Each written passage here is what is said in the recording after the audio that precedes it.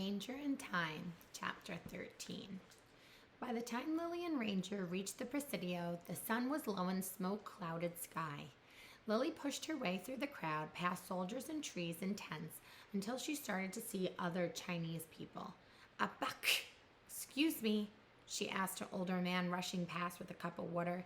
"Can you tell me where the emergency hospital is?" The man pointed down a row of tents that seemed to go on forever. "Thank you." Lily and Ranger hurried along until they found a larger tent with carts and horses outside. Two men were carrying another man in through the open flaps. Lily and Ranger ducked in after them. Lily wasn't sure if dogs would be allowed, but everyone was too busy to notice. Doctors and nurses bent over patients on cots. Volunteers rushed by with bandages, medicine, and water. All the patients looked alike, hurt, bandaged, covered up, and scarred. Lily couldn't tell if Lee was here or not. She started towards one of the rows of cots.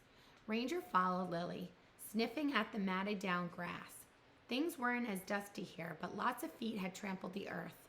He smelled dirt and sweat and blood, and then he caught a quick scent of May girl who dropped her doll. Ranger stopped and sniffed the air. There. He nudged Lily down a row of cots. "Where are you going?" Lily said. "Do you smell something?" Ranger tracked the scent to the far side of the tent. Lily trailed after him until she spotted Lee on the very last bed. May knelt beside him.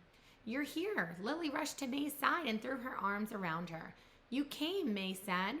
Ranger wagged his tail and sniffed at Lee on the cot. The boy was awake. He looked exhausted and his cheeks were flushed, but he gave a weak smile when Ranger licked his hands. "Thank goodness," May said. "I got the papers, but I couldn't find you when I went back to the laundry. You didn't come and I was afraid." "We did come. You already gone." "The soldiers." May's eyes filled with tears. "It's all right," Lily said. "We're here. Did you find your family?" May shook her head. "I've looked everywhere, but it's like searching for a needle someone's dropped in a wide open sea." She looked at Lily's pack and smiled, reaching out for the little cloth doll. "You found my doll?" Ranger sniffed at the doll again and barked. He'd found May. He'd done his job again, but when he poked his nose deeper into Lily's bundle, the first aid kit still felt cool and quiet. When we would get to go home. "Is this your dog?" a nurse asked. Her eyes landed on the bamboo cage beside Lee's cot, and Bird's too. Lily nodded. "I'll take them out soon, but please, can we stay for a few minutes?" "The dog Cheers, my friend's brother."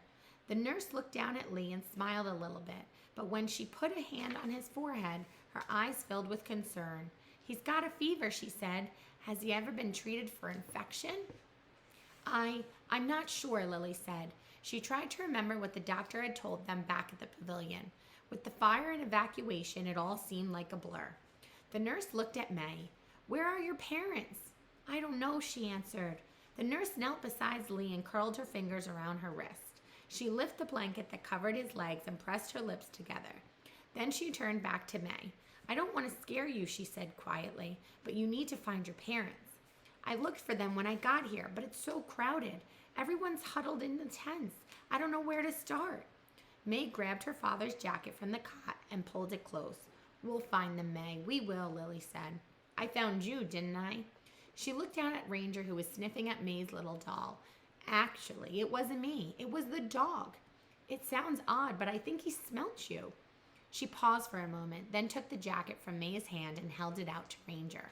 Ranger sniffed the woolen fabric. "That's May's father's, Mr. Wong. Smell him?" Lily rubbed the sides of the jacket together and put it right up to Ranger's nose. Ranger sniffed again. The jacket smelt of dust and smoke. It held Lee's scent and May and someone else, but that person wasn't here in the hospital tent. Ranger looked up at Lily. "Stay with your brother. I'll take the dog and go look for him," Lily told May. She didn't want to leave the tent, not with night falling, not when she felt so alone and finally found her friend, but May couldn't find Lee by himself. If the soldier was right, if they'd sent all the Chinese refugees to Presidio, then Mr. Wan had been there too. Lily gazed down at her tiny golden bird in its cage on the floor. "You could watch over Lee while we're gone." She looked up at the nurse. "Is it all right if he stays for just a while, please?" She nodded. "Perhaps his song will brighten up this night." "He didn't sing," May said. "Not yet," Lily added, "but maybe someday when things are better." Lily knelt and looked into the cage. The little canary hopped over to the side just inches from her nose. It reminded Lily of the way her goldfish used to come to the glass to say hello. She took May's hand and promised, "I'll find your father, I will." Then Lily picked up the jacket and headed back out into the mob.